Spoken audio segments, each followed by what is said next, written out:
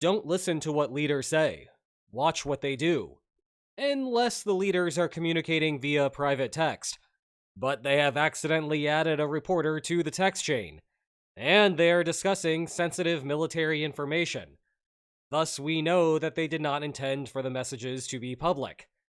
Then it is okay to listen to what leaders say. Based on that introduction, you likely already know the context of what I am talking about. And while the public focus of the discussion surrounding that article has been about the Middle East and the proper handling of classified national security information, the whole brouhaha actually reveals quite a bit about what the White House thinks about Europe. So, today, let's put all of this into broader context. First, some quick backstory.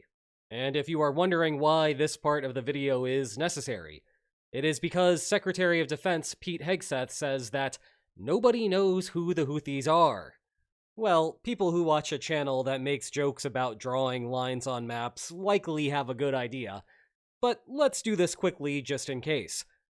Following the October 7th, 2023 Hamas attack on Israel, the Houthis, the de facto government inside of Yemen's capital, began a campaign of attacking merchant ships passing through the Red Sea. This became a major problem for international trade, because the target area is a choke point, and you have to go through there to make it to the Suez Canal, which eventually takes you to Europe. Without that, the West connection to Asia is pretty bad. Toward the end of 2023, the United States initiated Operation Prosperity Guardian to try to reopen freedom of navigation through the area. Fast forward to March 15th, 2025, and the United States began its largest series of strikes inside of Yemen, attempting to deliver a crippling blow to the group. You and I learned about this on March 15th, the day it happened. You and I are not Jeffrey Goldberg, a reporter at The Atlantic, who learned about the plans on March 11th. Nothing beats a headline that is a simple statement of what happened, and yet is completely bewildering. Don't ask how, but on that day, National Security Advisor Mike Waltz, seen here with Secretary of State Marco Rubio during a Ukraine summit, accidentally added Goldberg to a group chat on Signal, a messaging app that policymakers commonly use for non-sensitive conversations, and something that is probably in the process of getting 1 billion new downloads right now. There are plenty of other publications discussing the national security concerns that surround this, so I do not want to rehash them here. Suffice it to say that Signal's enhanced security features are better than standard text messaging, but it is still not an appropriate place to discuss classified information. If, for example, Iran had intercepted the text chain, the 2-hour notice of final approval could have been relayed to Tehran's Houthi allies, giving them enough time to vacate areas that were likely targets of the very U.S. planes that you are watching take off. It also raises questions about what else the Trump administration discusses on Signal that China or Russia could be monitoring. Lest we forget that there is an ongoing war in Europe that the United States is actively trying to mediate, while simultaneously providing assistance to one side of it.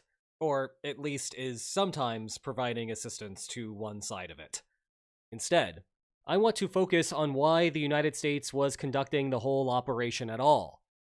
And the obvious answer would seem to point to what we discussed before. The Houthis were attacking shipping vessels, and the United States wanted to stop that. Well, not exactly. The Houthis were striking vessels, and quite a few of them, as you can see from this list. But the attacks had basically stopped in December of 2024. The official Houthi position was that they were retaliating to Israel's ongoing war in Gaza, and thus when Israel reached a ceasefire, they would also cease their strikes. Two problems with that timeline, though. One, the Gaza ceasefire came in January, weeks after the last Houthi attack on the Red Sea. And two, the strikes never came back despite the Gaza ceasefire faltering. Moreover, traffic running through the Bab el-Mandab Strait has basically stayed constant since then, at around 35 ships per day, a little under half of what normal transits would look like. In other words, the shipping industry was not buying the idea that the Houthis were done. Indeed, the Houthis retained strong incentives to attack as a means of driving attention to their organization, and with that, recruitment and donations. Thus, perhaps the better interpretation of the events happening was that Operation Prosperity Guardian had successfully limited the Houthis' ability to conduct attacks, but that the underlying possibility and desire remained there. Anyway, that left open the question of why the United States was conducting the strikes now. Well, the text chain gives us the answers. And actually, if you were confused about the timing, you were not alone. Vice President J.D. Vance said, "I think that we are making a mistake. There is a strong argument for delaying this a month." Hegseth agreed that waiting a few weeks or a month does not fundamentally change the calculus. However, the primary concern that won out was about losing the initiative, that Israel might take action first, or that the Gaza ceasefire could fall apart and encourage the Houthis to work harder to mount an attack, all while Iran looked on with glee. And that was the elephant in the text chain. There is a broader coercive bargaining relationship between the United States and Iran. If that turns into a hot conflict, the downside risk to the West depends on how much damage the Houthis can do around the Red Sea. Thus, if the United States completely incapacitates the Houthis, Tehran will find itself in a far weaker bargaining position. That is how Hegseth, Vance, and the others came to the conclusion to strike on March 15th. And that takes us to the situation with Europe. As you know, it is a mess right now. At the same time, though, we have discussed in many previous videos that the public hysteria does not quite match what is happening behind the scenes, nor does it align with exactly how the Trump administration views the world. Remember, military spending is a public good from the perspective of Western countries, as they all have aligned goals, and they benefit from deterring other countries from trying to alter the status quo. The difference, of course, is that the Trump administration is perfectly happy to toss away diplomatic norms to reach their goals. Hence, tariffs everywhere, 51st states, something about Greenland, you get the idea. And we can see this in the text chain. For Hegseth, this is not about the Houthis. It is about restoring freedom of navigation, which is a core national interest. And he is fundamentally right about that part. If there is one consistent policy that the United States has maintained regarding the Western order post-World War II, it is freedom of navigation. And it is freedom of navigation, period. Not just freedom of navigation in some parts where the United States has the primary economic interest. In regard to this specific case, the administration understands that. They were willing to intervene despite how 3% of U.S. trade runs through the Suez Canal. 40% of European trade does. That was a quote from J.D. Vance from the text chain, by the way.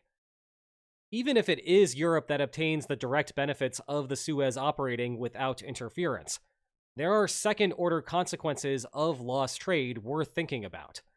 When ships have to take a longer route around Africa, it strains the supply of international shipping vessels, which raises prices globally. That includes U.S. consumers. If raw materials from Asia go to Europe so that Europe can produce input goods, and those input goods never make it to the United States, then U.S. businesses suddenly cannot produce their end products. If trade from Asia on a certain good becomes infeasible, then European consumers will look to import from elsewhere.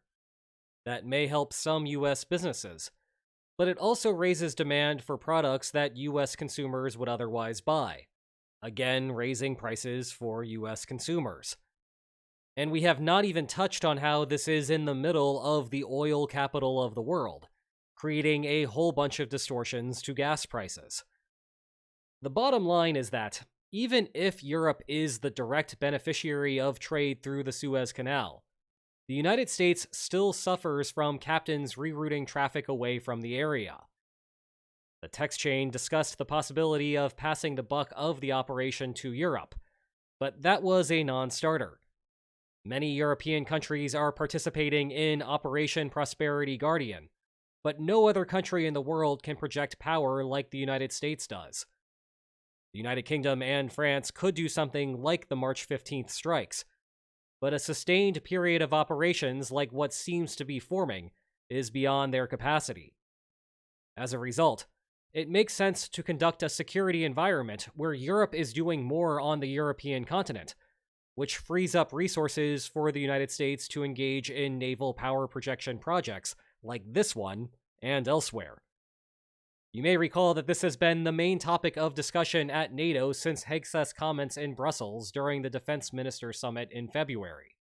China tends to be the central foe discussed in this context, but the logic applies to the Middle East as well. And it is a compelling argument.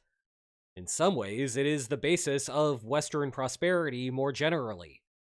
We can all do the things that are easier for us, but also help each other, and we all end up way better off than what would be the case if we never coordinated and we all did everything on our own. But the Trump administration's framing of this idea ranges from overly confrontational to downright counterproductive. J.D. Vance: I just hate bailing out Europe again. Pete Hegseth: I fully share your loathing of European freeloading. It's pathetic, all caps. SM on the text chain, presumably White House advisor Stephen Miller: if Europe doesn't remunerate, then what? If the U.S. successfully restores freedom of navigation at great cost, there needs to be some further economic gain extracted in return. These are not memes. These are their real, raw thoughts. So, in contrast to our usual mantra, maybe listen to what they are saying here. And where I have seen analysis of the text chain related to Europe, these comments have been the focus. The relationship is less like the family that NATO wants to build. There is a reason that these are called family portraits, and more like roommates that are forced to get along due to sheer proximity. Obviously, the reaction has been negative. I think it is worth noting here that if you ask some of Europe's more hawkish leaders in private, they will tell you that they understand the Trump administration's frustration, but they themselves are frustrated by how Trump has handled the situation. Basically, there is a recognition that Europe underfunded NATO for a long time, and only played insufficient catch-up during the Biden years, and only because Russia invaded Ukraine. In other words, in addition to blaming Trump, they blame Europe for foot-dragging, which created the Trump situation and all of the heated rhetoric that has come along with it. But even with that rhetoric, we should still watch what the Trump administration does. After all, there is a big difference between a Trump administration that talks trash about Europe, but ultimately still contributes, and a Trump administration that draws a giant line across the Atlantic. As for specific compensation, discussions about raising European defense spending as a non-quid pro quo, but in general, are politically feasible and happening. But if we are thinking about monetary remuneration, then again, we fall into a diplomatic black hole. If there is anything reassuring about this, though, it is that the Trump administration went ahead and took the costly action in trying to restore a public good, despite no ability to force Europe to directly pay for it. In happier times, you may have even seen Europeans praise the United States for stepping up to do it.